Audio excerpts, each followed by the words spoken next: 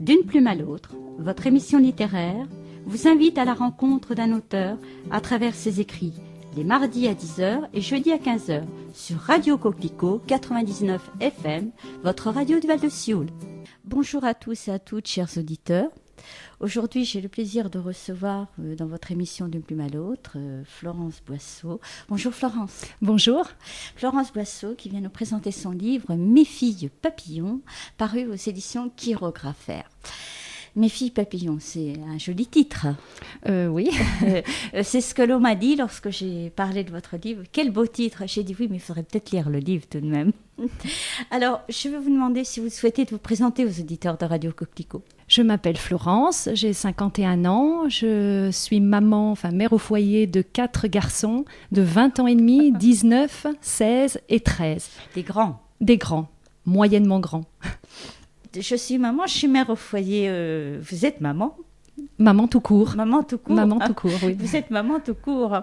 Et puis ça donne du travail. Des grands, ils sont tous avec vous encore peut-être ?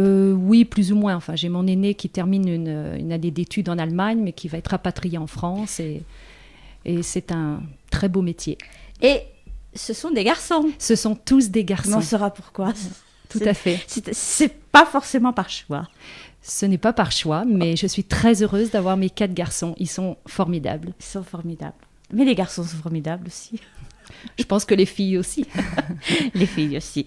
Donc, Florence, vous avez écrit ce livre, Mes filles papillons. On va en parler tout à l'heure. Donc, vous êtes originaire de l'Auvergne ?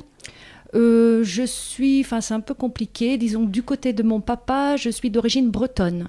Et du côté de maman, plutôt parisienne, mais l'Auvergne est ma terre d'adoption depuis que j'ai 10 ans. Voilà. Donc vous êtes bien. Je suis une Clermontoise et très contente. Très contente d'être une Clermontoise. Tout à fait.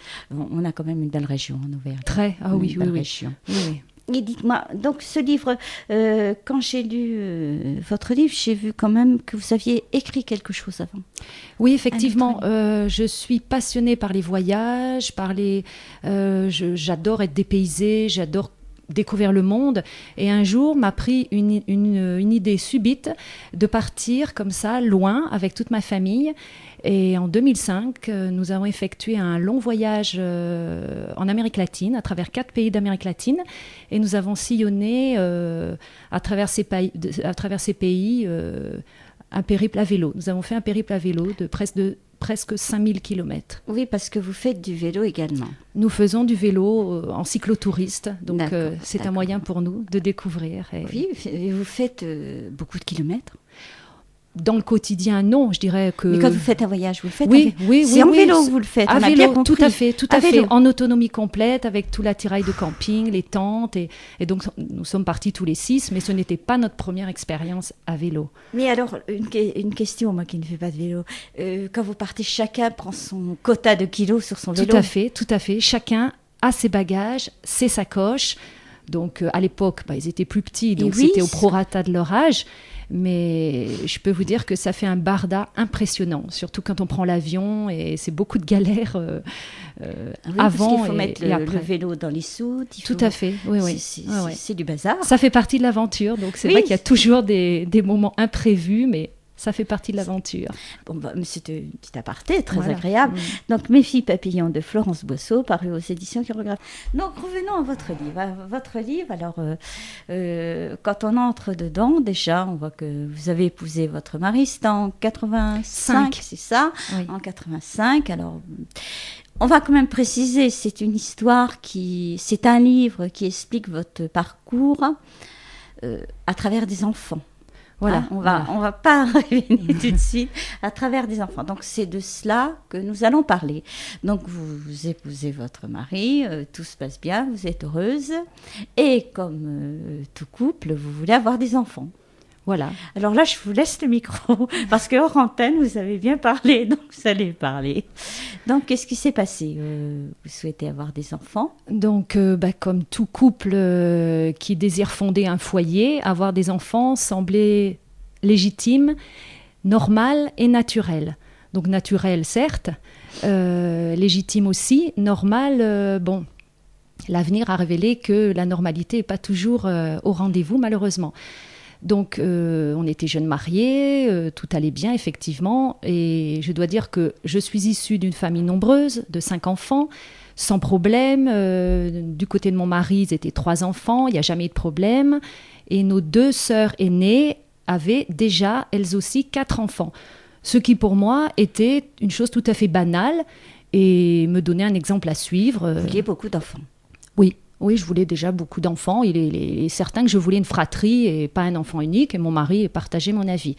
Donc, nous sommes partis confiants dans un désir de maternité qui est arrivé très vite. J'avais la chance d'être féconde rapidement. Et ça ne s'est pas passé exactement comme on l'aurait souhaité. Alors, pas la première grossesse, parce que la première grossesse s'est passée tout à fait normalement, mais c'est l'accouchement qui a tout fait basculer.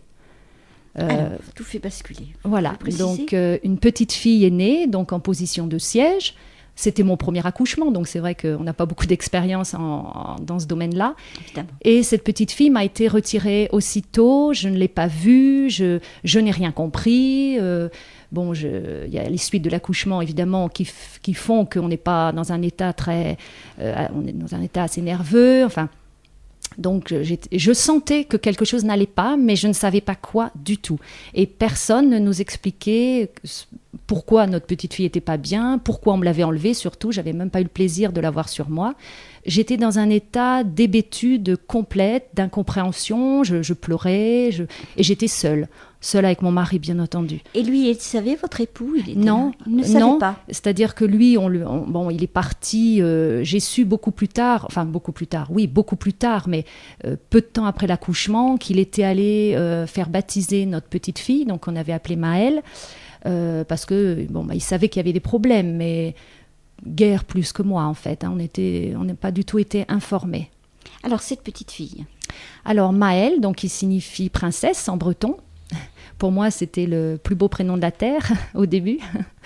Donc, a révélé une cardiopathie, donc des problèmes au cœur assez graves, bien sûr, qui peut-être, heureusement, c'est-à-dire 22 ans après, je pense qu'elle aurait pu être soignée, sinon guérie, je ne sais pas. Mais à l'époque, on nous avait laissé entrevoir un espoir grâce à une opération qui aurait pu avoir lieu lorsqu'elle se serait un petit peu fortifiée, lorsqu'elle aurait grandi à l'âge de 6 mois. Bon, le destin n'a pas voulu qu'elle aille jusqu'à cet âge-là. Et en plus de cette cardiopathie, elle souffrait d'un ensemble de polymalformations, étiquetées sous un syndrome assez inconnu, le syndrome de Charge.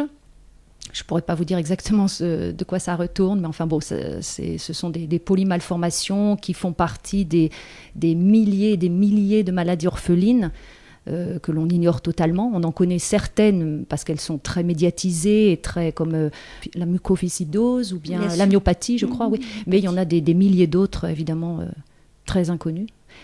Voilà, donc nous avons vécu ces 3 mois de vie, enfin presque 3 mois de vie, au jour le jour, sans savoir ce que serait le lendemain. Vous l'aviez chez vous, cette petite? Alors au début, non. Au début, donc je suis rentrée chez nous. On a continué à vivre, j'allais dire, normalement tous les deux. Et tous les jours, j'allais voir ma petite fille, et mon mari aussi, bien sûr, à l'hôpital, qui par chance était tout près de notre logement. Et cette petite fille, elle a été combien de temps chez vous? Donc sur ces 3 mois de vie, elle a été de façon entrecoupée en fait. On l'a ramenée à la maison lorsqu'on a eu le feu vert de toute l'équipe de néonatologie.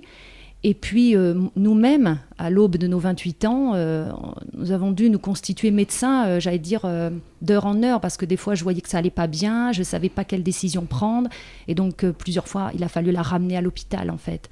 Donc voilà, donc on l'a ramenée début mars, oui, et puis elle est décédée le 16 mars. On nous a annoncé son décès donc par téléphone un soir à dîner. À dîner, nous avions des invités à la maison parce que notre vie continuait malgré tout. Et malgré ces souffrances, vous voyez, on en parle, ça. Quand on est maman, il y a de l'émotion, hein, c'est bien obligé. Sûr, bien sûr. Mais vous aviez cette capacité à vivre, à continuer à voir vos amis, à continuer à voir tout le monde.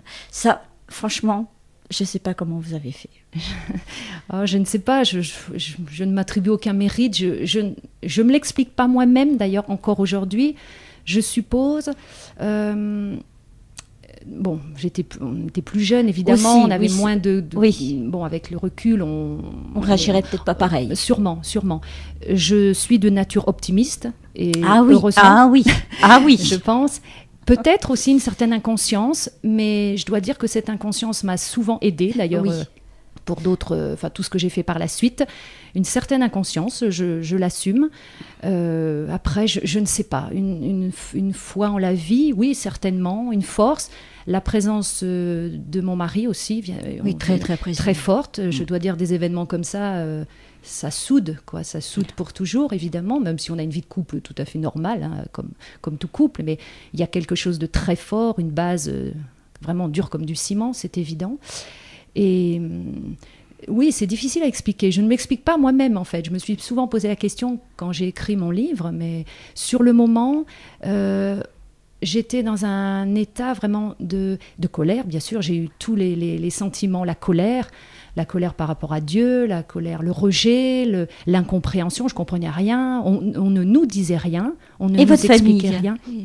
Alors ma famille, moi j'ai une famille, j'ai la chance d'avoir une famille beaux-parents, très aimante, voilà, très, très, très entourée.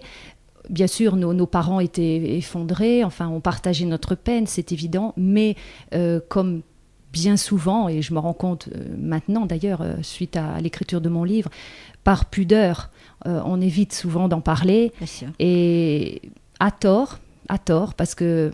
Il faut toujours crever l'abcès. Il faut crever l'abcès, même si évidemment en parler à chaque fois, ça ne mène à rien. Et puis on est différents. Moi, j'avais besoin d'en parler parce que je suis quelqu'un de très extraverti, très émotive, et j'aurais voulu qu'on m'en parle. Et ça, c'est un regret.